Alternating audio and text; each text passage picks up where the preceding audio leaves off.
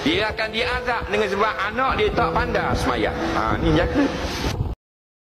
Nabi cakap, semua kamu yang ada anak, dia akan ditanya daripada anak-anaknya di akhirat nanti. Kamu sipulang bin sipulang di padang mahsyar. Berapa orang anak ada? 3 orang. 2 lelaki, 1 perempuan. 3 orang ni berapa orang yang mu suruh pergi belajar ilmu fardu ain?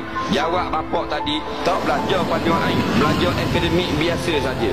Diheret bapak tu disumbang di dalam api neraka. Nak masuk neraka kita dengan sebab jahil anak bini kita.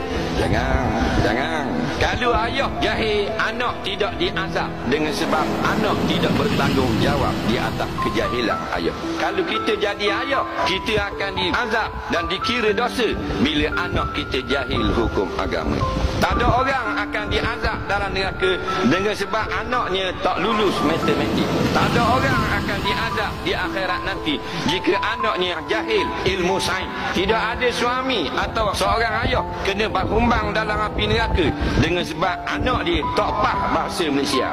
Tapi seorang ayah akan dibakar di dalam api neraka dengan sebab anak dia tak tahu akidah. Dia akan diazab dengan sebab anak dia tak pandai sembahyang. Ni jaga.